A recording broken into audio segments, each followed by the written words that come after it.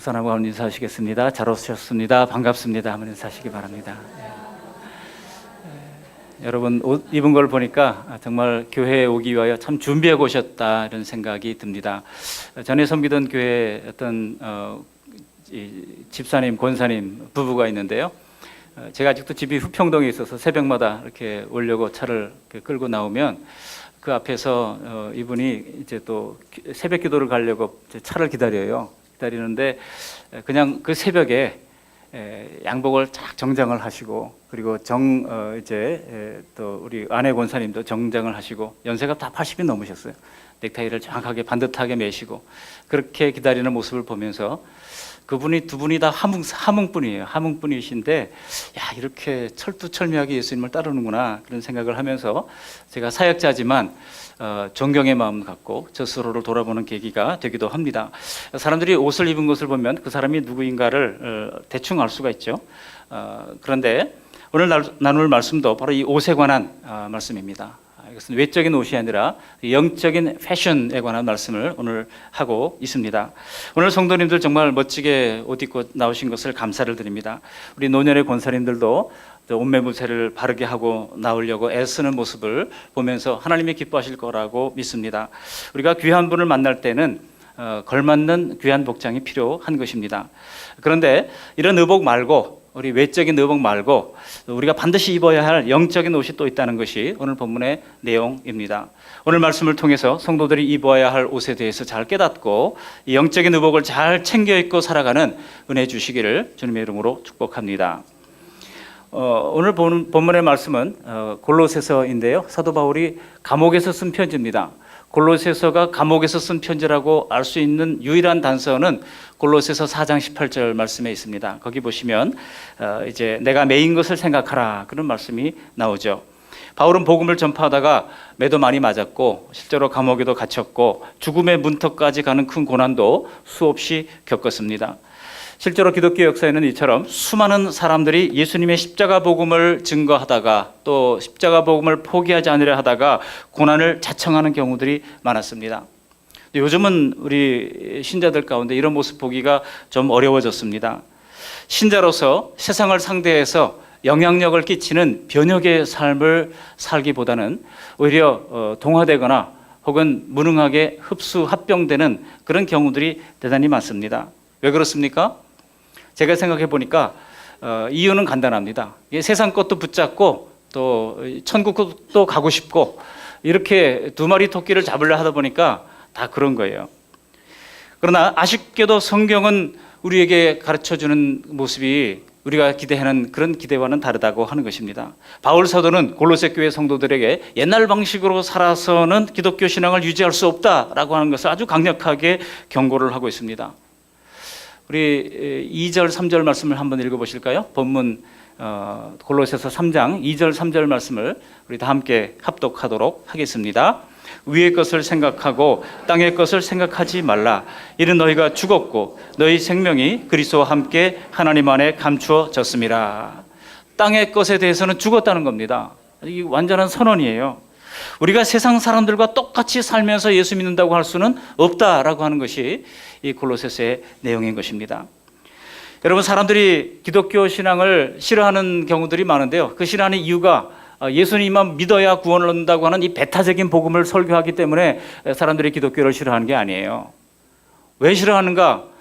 조사를 해본 거에 따르면은 자꾸 기독교가 내가 원치 않은 나로 나를 변화시키려 하기 때문이라고 하는 겁니다. 자꾸 나를 간섭하거든요. 우리의 일거수일투족, 우리의 말 한마디, 우리의 행동거지 하나하나를 기독교는 계속해서 그렇게 살지 말아라, 이렇게 살아라 계속 가르치거든요. 여러분, 요즘 간섭을 좋아하는 사람이 어디 있습니까? 애들이라고 하더라도요, 부모가 간섭하는 것조차 싫어합니다. 그래서 조금 머리 크면 독립하고자 그런 마음을 품는 것 아니겠습니까? 정말 기독교 신앙은 우리의 일거수일투족을 간섭하는 것이 기독교 신앙인 것입니다. 그런데 이렇게 나대로 살고 싶은 그 본성을 성경은 뭐라고 말씀하고 있는 거 하니 바로 옛사람이라고 말하고 있는 것입니다. 여기 5절 말씀을 함께 읽어보시겠습니다. 5절. 그러므로 땅에 있는 지체를 죽이라. 곧 음란과 부정과 사욕과 악한 정욕과 탐심이니 탐심은 우상 숭배니라. 사람들이 내면으로 갈망하는 것들이 바로 이런 것들이라고 하는 거예요. 이 5가지가 나오는데 이 3, 4, 5번은 그냥 묶어가지고 이제 탐욕이라고 해도 과언이 아닐 겁니다. 사욕과 악한 정욕과 탐심. 그런데 여기 보시면 첫 번째가 음란이 나오죠. 이 음란, 여러분 과거나 지금이나 부한 자나 가난한 자나 또 지위가 높은 자나 그렇지 않은 사람이나 다 음란합니다. 그래서 고위층도 음란한 문제로 말미암아 뉴스의 망신을 당하는 그런 경우들을 우리가 늘 봅니다. 또 부정과 이 사회 부정부패가 가득하다는 겁니다. 우리 마음이 부정하기 때문에 이 사회가 그렇게 나타나는 것 아니겠습니까? 지금 여러분 보이스피싱으로 당하시는 분들이 있죠. 보이스피싱이 지금 진화되어 가지고요. 전문가들도 깜빡 속아 넘어간다는 거예요. 그래가지고 작년 한 해 올 지금까지 1년 동안 통계를 보니까 4,400억이 보이스피싱 피해자로 나오더라고요. 그런데 그 4,400억은 작년의 통계에 비해서 무려 82%가 이제 증가했다고 하는 것입니다. 여러분도 조심하시기 바랍니다. 사기꾼은 도처에 있고 또 이런 사욕과 탐욕과 부정은 도처에 있는 것입니다. 우리 모두 어릴 적부터 선거철만 되면은 혁신하겠다, 성역 없는 개혁을 하겠다, 부정부패 일수하겠다는 얘기를 귀가 따갑게 들어왔지만은 50년 동안 들어와도 바뀐 게 있습니까? 별로 달라지지 않았습니다. 왜 그렇습니까?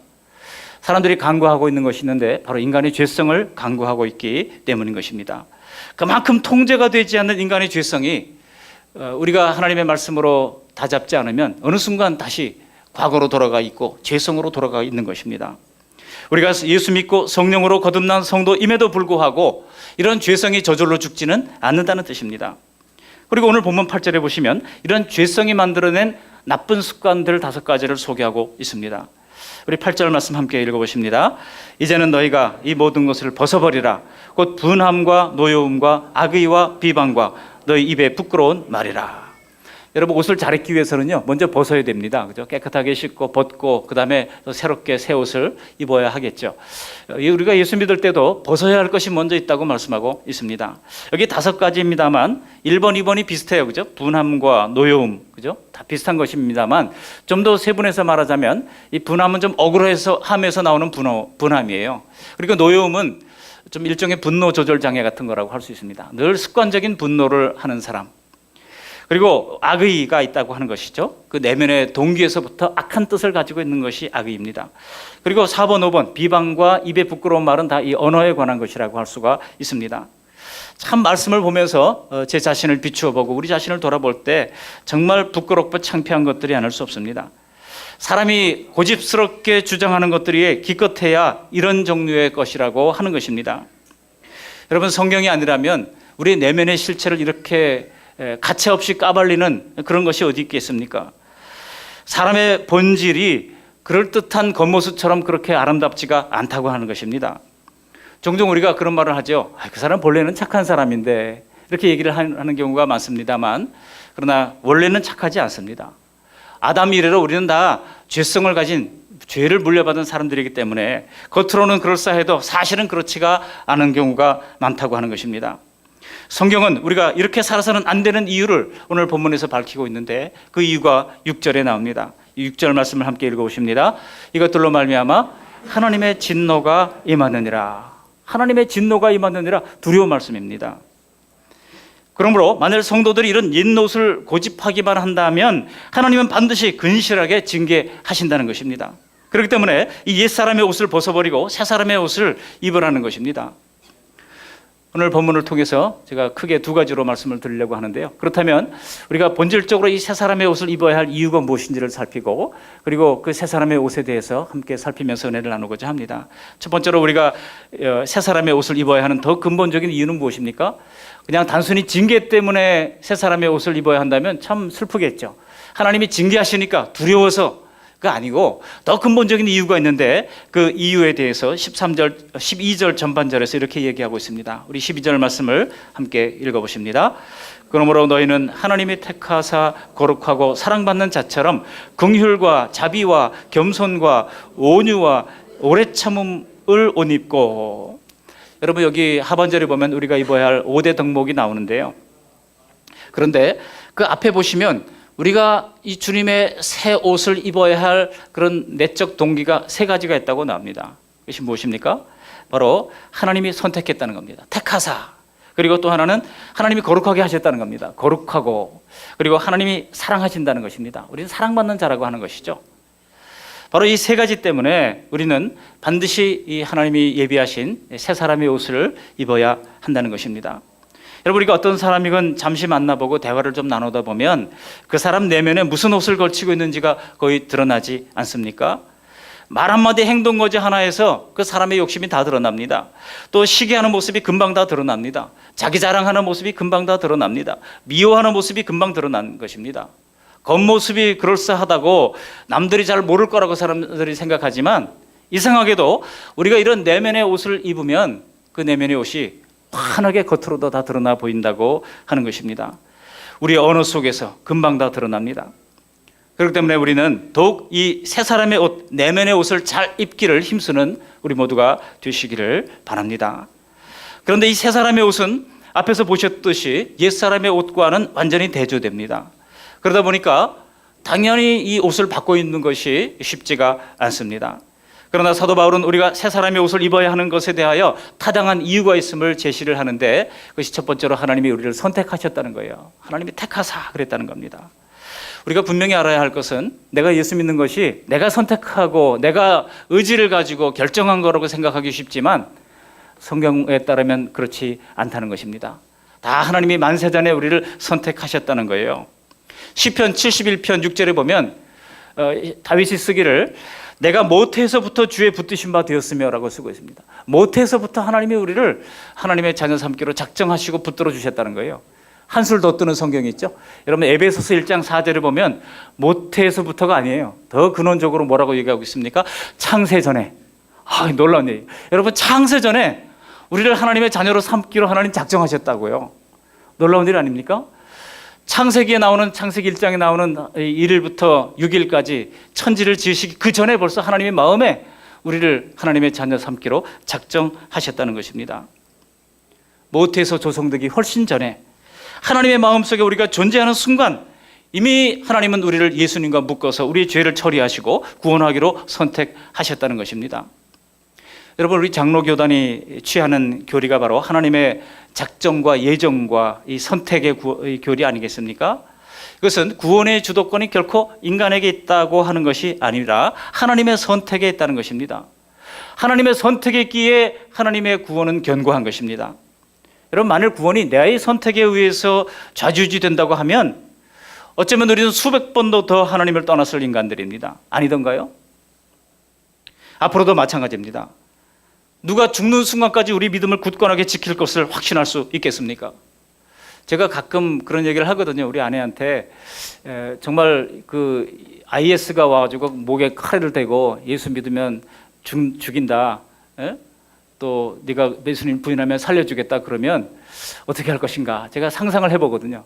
그럴 때 저는 당연히 예수님을 이제 포기할 수 없고 믿는다고 고백하고 장렬하게 순교의 제물이 되겠다, 그런 상상을 하기도 하고 말로 하기도 했어요. 그런데요, 저희 아내가 뭐라 그러는지 알아요? 가봐야 할지 이런 얘기하는 거예요. 가봐야 할지. 야, 정말 이 참 목사의 자존심을 가봐야 할지. 근데 그 묵상하다가 보니까 그럴 수도 있겠다, 가봐야 할 수도 있겠다는 생각이, 두려운 마음이 드는 거예요. 여러분, 우리가 주님을 부인하지 않을 수 있도록 날마다 기도로 깨어 있고 날마다 하나님의 그 나를 향한 그 사랑을 기억하면서 터툴리안이 그랬던 것처럼 주님이 나를 부인하지 않으셨는데 내가 어떻게 주님을 부인하겠습니까? 그리고 장렬히 순교의 제물이 되지 않았습니까? 여러분, 우리가 예배하러 이 자리에 나온 것이 나의 선택에 의한 것으로 여러분 생각하기 쉽지만 아니라니까요. 성경에 따르면 하나님이 작정하시고 오늘 이 자리로, 우리를 예배의 자리로 불러주신 것입니다. 오늘 성령 감림절인데요, 고린도전서 12장 3절 하반절에 보면 성령으로 아니하고는 누구든지 예수를 주시라 할 수 없느니라 말씀합니다. 그러므로 우리가 예수님이 하나님의 아들인 것과 구주가 되신다고 하는 것을 믿음으로 고백한 것은 내 생각에서 나온 것이 아니라고 하는 거예요. 오직 하나님이 우리를 선택하셔서 성령으로 감동하셨던 것입니다. 그렇기 때문에 구원에 대해서는 아무도 자기 의라고 자기 힘이라고 자랑할 수가 없다는 것입니다. 내가 뭔가 좀 더 나아서 나를 선택한 것도 아니에요. 하나님이 선택하신 것은 무조건적인 선택인 것입니다. 이것이 하나님의 놀라운 신비의 영역입니다. 여러분, 기독교의 신앙에서 신비의 영역 빼면 뭐가 남겠습니까? 하나님이 왜 나를 선택해 주셨는지 아무리 묵상한다고 해도 답이 나오지 않아요. 그냥 이건 신비의 영역이다. 하나님이 나를 정말 눈먼 사랑으로 사랑해 주시는 것 때문이다. 그런 고백을 할 수밖에 없는 것입니다. 우리가 따진다고 이해되는 차원도 아닌 것입니다. 이 무조건적 선택에 의해서 하나님의 자녀가 된 것을 우리가 믿고 감사할 수밖에 없는 것입니다. 여러분, 이 사실을 알 때 우리의 입술에서는 존 뉴턴이 그런 찬양을 불렀잖아요. 찬송가 305장에 보면 나 같은 죄인 살리신 그 은혜 놀라워 찬양하지 않을 수 없었어요. 저 영국의 리버풀 항에 가보면 이제 이 아프리카에서 잡아왔던 노예들을 그 40일 동안 항해하는 동안에 거기 화장실도 없고 그냥 먹을 것만 계속 던져놓고 거기서 먹고 자고 싸면서 그냥 동물처럼 짐승처럼 취급받고 왔던 그 노예들을 씻기고 옷을 입혀가지고 미국으로 비싼 값으로 노예 무역을 하던 사람이 존 뉴턴 아니었습니까? 그 사람이 예수님 만나고 그 모든 것들이 회개가 되어지면서 나 같은 것을 어떻게 불러주셨는지 생각할 때마다 감사하여 이 찬양을 작사 작곡해서 하나님께 영광을 돌렸던 것입니다. 여러분, 우리가 새 옷을 입어야 하는 것은 내가 신앙을 선택한 것이 아니라 하나님이 나를 처음부터 선택하셨기 때문에 우리는 마땅히 거기에 걸맞는 새 옷을 입어야 한다는 것입니다. 또 두 번째로 거룩한 자로 불러주셨기 때문에 우리가 새 옷을 입어야 한다는 거예요. 여기 7절 말씀 이렇게 얘기하고 있는데요. 우리 7절 말씀 함께 읽어보실까요? 너희도 전에 그 가운데서 살 때는 그 가운데서 행하였으나. 여기 전에와 이제는이 7절 8절에 대조되고 있습니다. 전에는 그 가운데, 즉 땅의 지체 속에서 살 때에 그 땅의 지체 속에서 행하였다는 겁니다. 그러나 이제는 이 모든 것을 벗어버리라고 말씀하고 있는데, 아까 읽었던 것처럼 분함과 노여움과 악의와 비방과 입에 부끄러운 말들을 버리라고 하는 것입니다. 과거에는 그랬지만 지금은 거룩한 자라고 하는 거예요. 여러분, 정말 이 골로새 교인들이 거룩한 자였기 때문에 이렇게 거룩한 자라고 사도 바울이 쓰고 있을까요? 물론 골로새 교인들도 칭찬받을 만한 했습니다. 1장 4절 5절 보시면 그들에게도 믿음, 사랑, 소망이 있었어요. 믿음, 사랑, 소망에 대해 칭찬을 하는 장면이 납니다. 마치 데살로니가 교회가 그들에게는 믿음의 수고가 있었고 사랑의 수고가 있었고 믿음의 역사가 있었고 또 소망의 인내가 있었던 것처럼 믿음, 소망, 사랑이 있었던 것을 데살로니가 교회에 대해 칭찬하잖아요. 그랬던 것처럼 골로새 교회도 똑같이 1장 4절 5절에 보면 그들이 이 믿음, 소망, 사랑이 있는 것을 칭찬하고 있습니다. 그러나 여러분, 골로새 교회가 처음부터 그렇게 믿음, 사랑, 소망이 견고했고 출중했던 교회였습니까? 그렇지 않았습니다. 그들에게는 분함과 노여움이 있었습니다. 악의와 비방이 있었습니다. 입에 부끄러운 말들이 그들의 입에 있었다는 거예요. 그런데 지금은 거룩한 자라고 말합니다. 그러니까 골로새 교인들을 칭찬하는 말이 아닙니다. 이것은 하나님이 그들을 거룩하게 만들어주셔서 거룩하게 여겨주셨다는 것이지 그들이 완벽하게 거룩하게 되었다는 뜻이 아닙니다. 우리가 예수 믿고 거룩하게 됐다고 하는 것은 그저 행동 몇 가지 고친 것을 말하는 게 아닙니다. 우리의 의는 이사야 선지자에 따르면 더러운 옷 같다고 했습니다. 이사야 64장 6절에 보면 무릇 우리는 다 부정한 자 같아서 우리의 의는 다 더러운 옷 같으며 그랬어요. 인간이 만들어낸 의라고 하는 것이 다 더러운 옷 같다는 거예요. 그런데 성도들이 거룩하게 지는 방법은 그렇다면 무엇일까요? 방법은 하나입니다. 고린도전서 1장 2절에 보면 바울이 이렇게 말합니다. 그리스도 예수 안에서 거룩하여지고라고 말씀하고 있습니다. 고린도에 있는 하나님의 교회 곧 그리스도 예수 안에서 거룩하여지고 성도라고 부르심을 입은 자들과 그렇습니다. 우리가 거룩하게 되는 것은 바로 그리스도 예수 안에 있을 때 거룩하게 여겨주시고 거룩하게 부름을 받게 해주시는 것입니다. 사람이 종교에 심취하면은요, 대개 세속과는 좀 거리를 두려고 하잖아요. 그래서 과거에 수도사들이 그랬고 또 불교의 스님들도 좀 그래도 나름대로 거룩하게 살려고 애를 쓰지 않습니까? 교회 목회자도 마찬가지죠. 그런데요, 오늘 바울이 골로새 교회 편지를 쓰는 그 이유는 그들이 그렇게 출중했기 때문에 편지를 쓰는 것이 아닙니다. 문제가 있기 때문에 긴급 처방을 하기 위하여 편지를 쓴 것입니다. 어떤 문제가 있었습니까? 거기 유대교 신자들이 있었다는 거예요. 유대교 신자들이 자꾸 너희들 예수 믿기만 하면 구원 얻는다고? 그거 아니야. 할례를 받아야 돼. 그거 아니야. 금식해야 돼. 그거 아니야. 율례를 지켜야 돼. 하고 자꾸 이제 이방인 신자들을 괴롭게 했던 겁니다. 그러다 보니까 이방인 신자들이 마음이 약해져 있었어요. 그래서 바울이 편지를 써가지고 그럴 필요가 없다. 너희가 이미 예수 믿었으면 너희가 거룩해졌다. 하나님의 선택된 자녀다. 그것을 계속 강조하고 있는 것입니다. 이미 예수님이 속죄를 통해서 하나님이 거룩하다고 인정했는데 그런 할례를 안 받아도 그런 규례를 잘 지키지 않아도 상관이 없다는 겁니다. 여러분, 성도들이 교회 생활을 오래 하다 보면 더 믿음이 좋고 더 훌륭하게 보이려고 애를 쓰게 되어 있습니다. 목회자들도 경우도 마찬가지예요. 제가 만나보니까 자꾸 이 신앙이라고 하는 영역에서 전문가라고 하는 생각을 가지고 있기 때문에 이제 다른 사람과 좀 달라야 된다고 하는 그런 강박 속에 있는 많은 목회자들을 봅니다. 그러나 우리 예수님의 십자가의 의로 우리는 이미 다 하나님 앞에서 거룩하게 되어진 사람들입니다. 우리가 뭔가 해서 거룩하게 되는 것이 아니라고 하는 것입니다. 이렇게 하나님이 우리를 선택하시고 거룩한 자로 부르셨기 때문에 우리는 마땅히 거룩의 옷을 또 이 새로운 의의 옷을 입어야 한다는 것입니다. 세 번째로는 우리가 왜 이 새 옷을 입어야 되겠습니까? 사랑받는 자라고 하는 것입니다. 이것도 우리가 하나님을 잘 공경하고 예배를 잘 드리고 기도를 잘 해서 사랑받는 게 아닙니다. 로마서 5장 8절에 뭐라고 말씀하고 있습니까? 우리가 아직 죄인 되었을 때에 그리스도께서 우리를 위하여 죽으심으로 하나님께서 우리에게 대한 자기의 사랑을 확증하셨느니라. 우리가 아직 죄인 되었을 때 우리를 사랑해 주셨다는 거예요. 그러니까 우리가 사랑받을 만하기 때문에 사랑해 주신 것이 아니라고 하는 것입니다. 우리의 행실과 상관없이 하나님의 사랑을 받은 자녀라고 하는 뜻입니다. 그러니 내 신앙의 충성도에 따라서 하나님을 사랑했다 안 하셨다 하는 것 같은 생각은 인간적인 생각일 뿐입니다. 여러분, 사람이 다 불완전하지 않습니까? 목사의 사랑도 불완전해서 여러분의 기대에 미치지 못하잖아요. 그러나 하나님의 사랑은 완전한 사랑인 줄 믿습니다. 하나님의 사랑을 가장 많이 닮았다고 하는 부모의 사랑조차도 얼마나 불완전합니까? 그런데 하나님의 사랑은 사실 우리가 추측하고 우리가 이해하기가 불가능한 사랑인 것입니다. 죄인을 구원하기 위하여 자식을 내주는 그런 사랑을 본 적이 있습니까?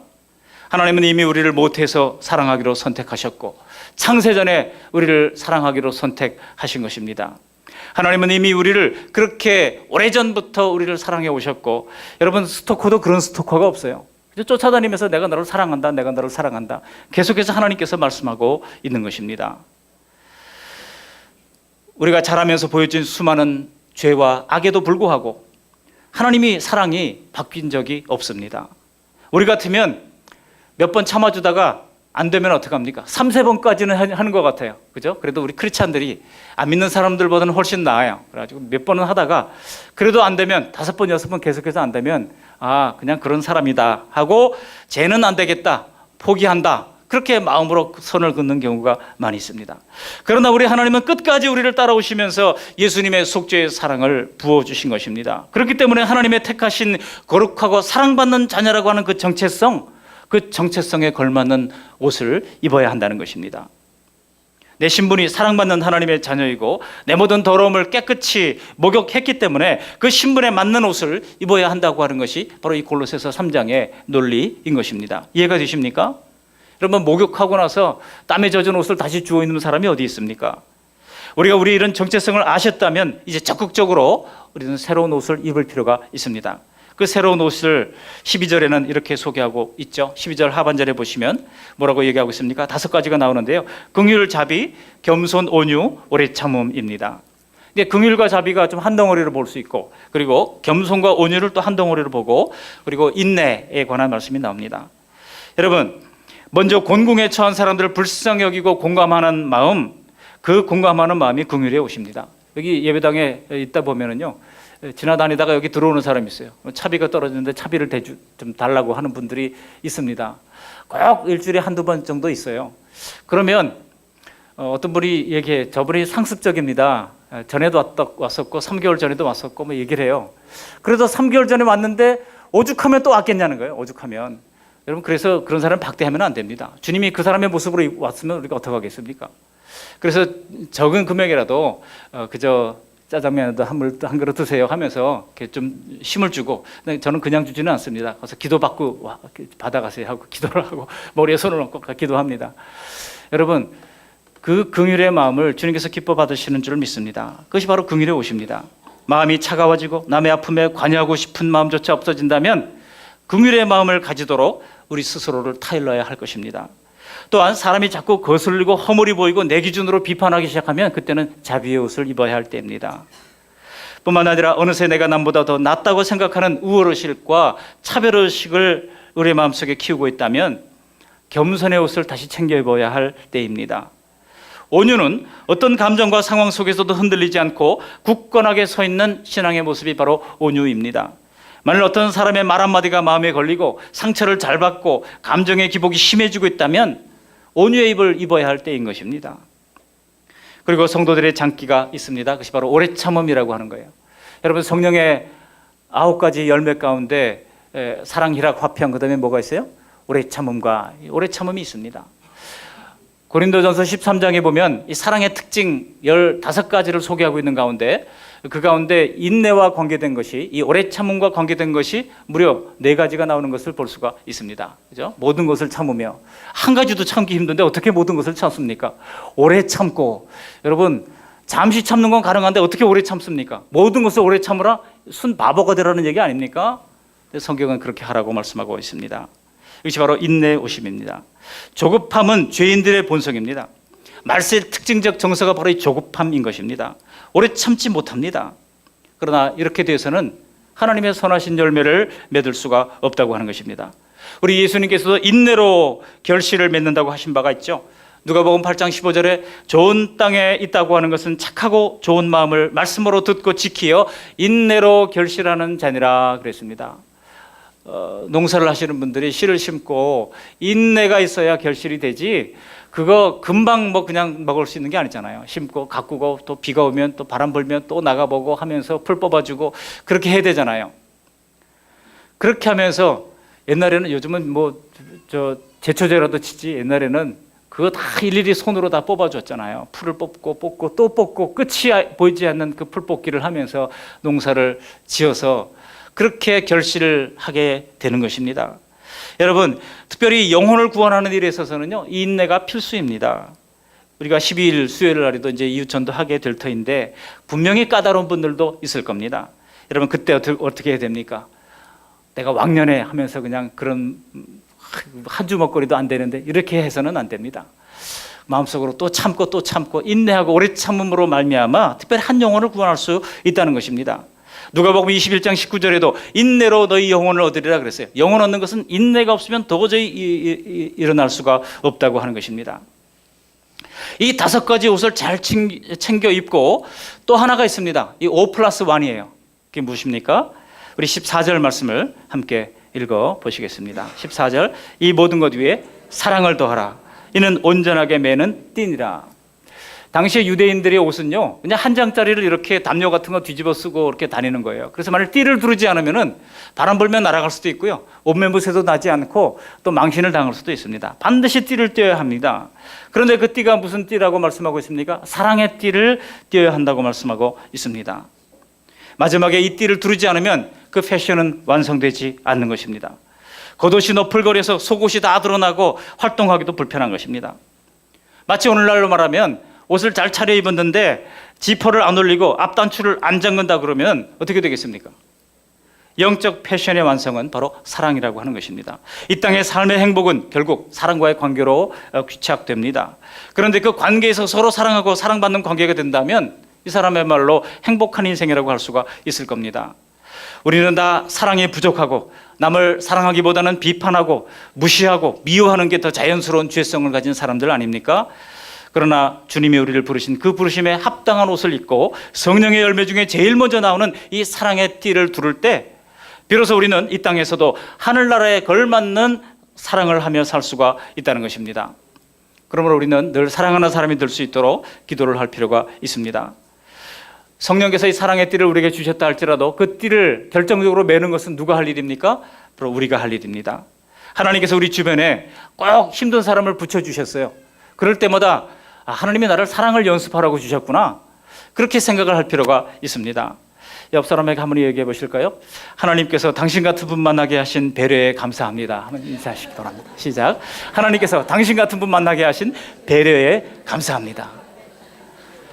여러분 힘든 그 인간 아니면 내가 사랑을 연습할 길이 어디 있겠습니까? 예. 저절로 사랑할 수 있다면 그거는 여러분 훈련이 아니에요. 우리가 아이 나면 아이 이쁘잖아요. 아유 얼른 까꿍하면서 이뻐하잖아요. 그거는 저절로 부모라면 당연히 사랑하게 돼 있죠. 그 연습하지 않아도 돼요.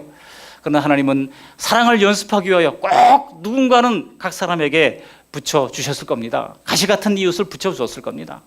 그분들을 품고 사랑하면서 이 사랑을 잘 연습하셔서 이 영적 패션을 완성하는 우리 모두가 다 되시기를 주님의 이름으로 축원합니다. 아멘. 고맙고 감사하신 하나님, 만세전에 우리를 선택해 주시고 거룩하게 여겨 주시고 사랑받는 자가 되게 하심을 감사합니다.